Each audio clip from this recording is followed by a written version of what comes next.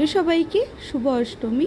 যদিও ভিডিওটা সপ্তমীর দিনের, কিন্তু আমি যখন এডিট করে ভয়েস ওভার দিচ্ছি তখন অষ্টমী, তাই তোমাদেরকে শুভ অষ্টমী বলে দিলাম। তো আমি বেরিয়েছিলাম সপ্তমীর দিন।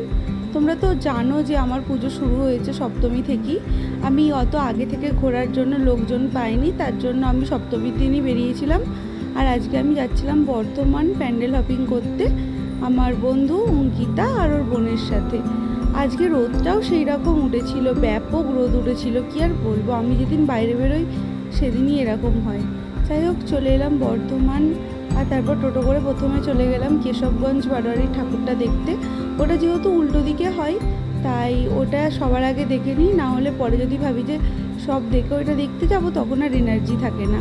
তাই ওই প্যান্ডেলটাই প্রথমে দেখে নিলাম। আর ওখানের প্যান্ডেলের থিমটা আমার খুব ভালো লেগেছে।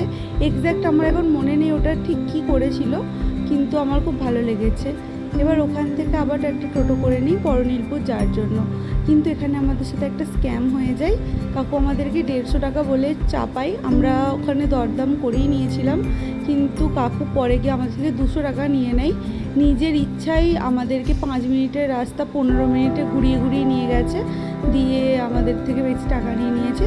যাই হোক, পুজোর সময় হালকা পাতলা সবাইকে ঠকিয়ে দেবে, আর কি করব। তারপর ওখান থেকে সব কটা প্যান্ডেলেই হপিং করলাম। তারপরে চলে গেলাম লাঞ্চ করতে। তখন বাজে প্রায় দুপুর 2:30 মতো।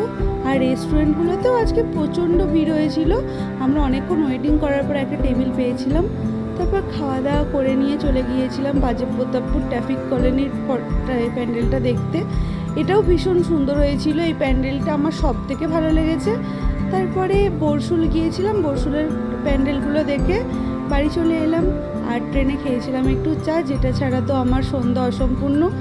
আর তারপরে যোগগ্রামে নামার পর ওখানে বাপি দাঁড়িয়েছিল, যেহেতু অনেকটা সন্ধ্যা হয়ে গেছিলো। এরপর আমার আর বেরোনোর ইচ্ছা ছিল না, কিন্তু ভাবলাম যে চলো, পুজো তো বছরে একবারই হবে, আর এখন হবে না। তাই আবার সন্ধ্যাবেলা গিয়েছিলাম পাড়াতে সন্ধ্যার আরতি দেখতে। আজকের দিনটা এইভাবেই কাটলো। টাটা সবাইকে।